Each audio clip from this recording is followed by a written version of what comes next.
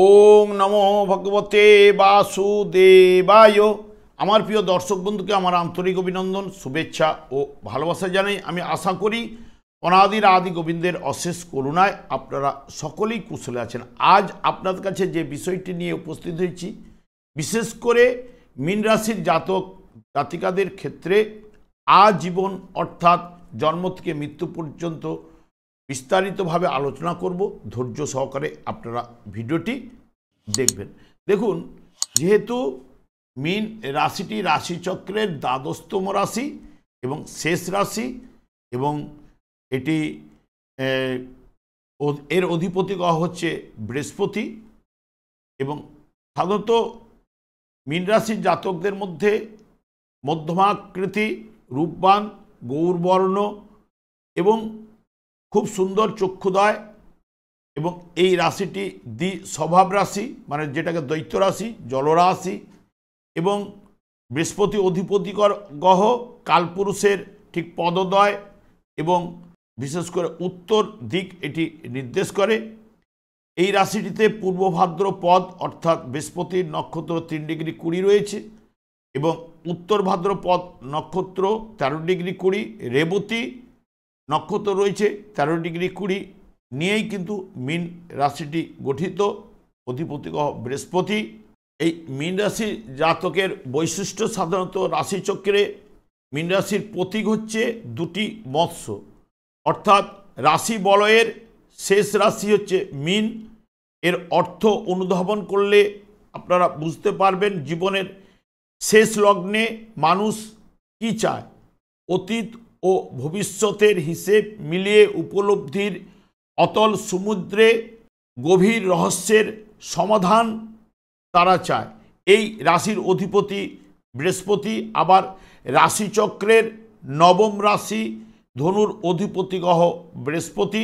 এখানে তীরের লক্ষ্য জীবনের লক্ষ্য ভেদের ইঙ্গিত, অর্থাৎ ভোগাশক্তির পাশবিক দিককে সংযত করে তারা পরিণতির দিকে কিন্তু এগিয়ে যেতে চায়। মিনি তার শেষ পরিণতি। জীবনের সাফল্যের ক্ষেত্রে বৃহস্পতির প্রভাব অনস্বীকার্য।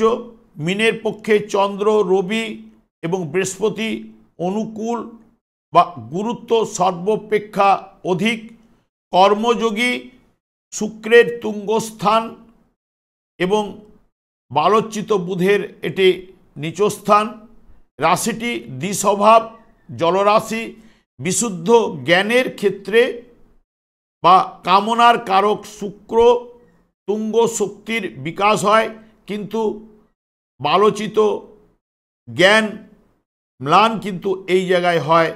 তবে রাশির প্রথম 15 ডিগ্রি স্থির জল আর শেষ 15 ডিগ্রি চর জল। জাতকের জীবনকে দেখবে বিশেষ দৃষ্টিকোণ থেকে। সেখানে জাতক সসীম ও অসীমের মিলনে দিগন্তের সাধন করবে। প্রেম ও ভক্তিমূলক ধর্মের দিকে বিশেষ আকৃষ্ট আপনারা কিন্তু হবেন। জাতক কেবলই মনে হয় যে সে যেন শহীদ, সবাই অন্যায়ভাবে তার প্রতি অবিচার করছে। মানুষের সান্নিধ্য, ভালোবাসা নিঃসঙ্গ থাকতো জাতক বেশি ভালোবাসবে। জীবন যৌবনকে জাতক অক্ষয় রাখার কিন্তু চেষ্টা করবে। স্বাধীনতা স্পৃহা এদের প্রবল হয়। পশু পক্ষীর উপর দয়া প্রবল, পরদুঃখ কাতর, উদার ও দয়ালু হয়ে থাকে, এবং চাঞ্চল্য এবং বিলাসিতা কারো কাছে মাথা নত করা জাতকের পক্ষে অসম্ভব। বিবেক বুদ্ধি সুতীক্ষ্ণ হয় এদের, এবং জাতকের মধ্যে ভাবের খেলা খুবই বেশি।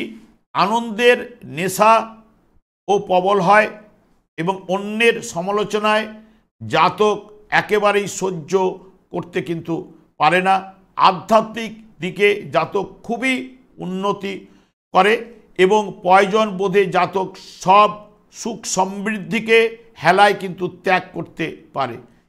ভাগ্য এদের সাধারণত মীনের জাতকের ভাগ্যোন্নতির ব্যাপারে অনেক কাঠখড় পোড়াতেই হয় এবং পরিশ্রম ও অধ্যবসায় মাধ্যমে জাতক বিশেষ প্রতিষ্ঠা অর্জন কিন্তু করে থাকে।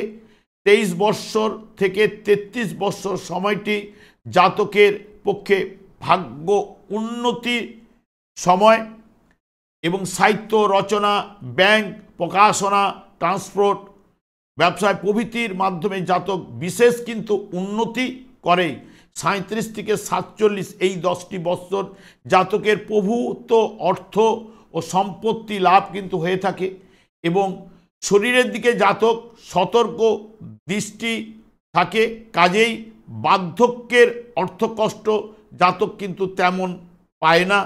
মাঝে মাঝে বেহিসাবি খরচ করবার জন্য হঠাৎ হঠাৎ অর্থকষ্ট এদের জীবনে কিন্তু নেমে আসে। কর্মজীবনে, ব্যবসা বাণিজ্যে অর্থলাভ কিন্তু এদের হয়ে থাকে। মুক্তা, কয়লা এবং রাসায়নিক দ্রব্য, তৈল, খাদ্যশস্য, পেট্রোল ব্যবসায় প্রভূত অর্থলাভ কিন্তু ঘটে এবং কর্মজীবনের প্রথমাংশে নানা বাধা বিপত্তির মাধ্যমেই কিন্তু অগ্রসর হলেও মধ্যম জীবনযাত্রায় বিশেষ উল্লেখযোগ্য হয়ে থাকে এবং বেসরকারি প্রতিষ্ঠানে জাতক প্রথম থেকেই দায়িত্বশীল পদ পেয়ে থাকে এবং নিয়োগকারীর স্বার্থের দিকে গভীর দৃষ্টি থাকায় জাতকের সুনাম ও অর্থ উন্নতি কিন্তু এরা ঘটিয়ে থাকে। বিবাহিত জীবনে জাতক বিশেষ কিন্তু সেরকম সুখকর হয় না। অতিরিক্ত ইন্দ্রিয় সেবা জনিত কারণে জাতকের কিন্তু স্বাস্থ্যের অবনতি কিন্তু ঘটেই। এদের গভীর প্রেম এবং অকৃত্রিম ভালোবাসা জাতকের বিবাহিত জীবনের অপূর্ণতাকে অনেকখানি পূরণ করে দেয়। জাতকের স্ত্রী অনেক সদ্গুণের অধিকারী কিন্তু হয়ে থাকে। দাম্পত্য জীবনযাত্রায় শেষ বয়সের ভালো কিন্তু হয়। জাতকের 2 স্ত্রী হওয়ারও কিন্তু যোগ্য থাকে এবং সন্তানেরা বিশেষ কীর্তি হয়। অবৈধ প্রেমের দিকে জাতকের মন বিশেষভাবে অনেক সময় আকৃষ্ট কিন্তু করেই। 24 থেকে 29 বৎসরের মধ্যে সাধারণত এদের বিবাহ হয়ে যায়। সন্তানেরা বেশি প্রতিভাশালী কিন্তু হয়। বন্ধুভাগ্য অত্যন্ত এদের উত্তম হয়। কোনো বিদ্বান বেশি বিদেশি বন্ধুর দ্বারাও জাতক বিশেষ উপকৃত কিন্তু হবে। বিদেশি বন্ধুর সংখ্যা এদের বেশি হয়। মহিলা বান্ধবীর দ্বারা জাতক বিশেষ উপকৃত হবে। কোনো সম্ভ্রান্ত মহিলা জাতকের উন্নতির কিন্তু সহায়ক কিন্তু হয়ে থাকে। মিনের জাতকেরা রোগব্যাধি কিন্তু এদের খুব কম হয়, কিন্তু যখন হয় তা খুব ভীষণ আকার কিন্তু ধারণ করে। তবে আন্তরিক পীড়া এবং হাইড্রোসিল এবং পাকস্থলীর বৈকল্য জাতক বিশেষ কিন্তু কষ্ট পায় এবং ফুসফুস সংক্রান্ত রোগ বা প্লুরিসি জাতকের সতর্কতা থাকা উচিত। যৌন ব্যাধি ও কোনো অঙ্গের অসরতার সম্বন্ধেও জাতককে বিশেষ কিন্তু কষ্ট ভোগ করায়।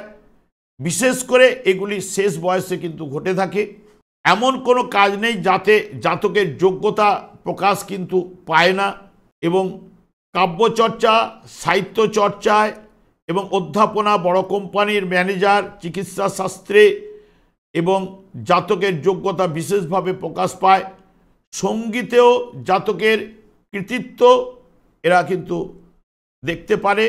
তবে এদের আয়ু সাধারণত 80 থেকে 85 বৎসর পর্যন্ত এবং এদের স্মরণীয় বৎসর হচ্ছে 10, 19, 28, 33, 37, 39, 44, 49, 50, 54 এবং 59। এই বৎসরগুলি আপনাদের জীবনে স্মরণীয় বৎসর হয়ে ওঠে। আমি আর দীর্ঘায়িত না করে আমি আচার্য কমল শাস্ত্রী আপনাদেরই এই চ্যানেলেই প্রত্যেক বুধবার এবং শুক্রবার সন্ধে 8:30 লাইভ অনুষ্ঠান নিয়ে উপস্থিত হই। ঠিক ওই সময় আমাকে ফোন করলে আপনারা নিজেদের ভাগ্য বিষয়ে জানতে পারবেন। তাছাড়া বিভিন্ন ধরনের ভিডিও আপলোড করে থাকি, সেগুলি পাওয়ার জন্য আমার চ্যানেলকে সাবস্ক্রাইব করে বেল আইকনে ক্লিক করে রাখুন।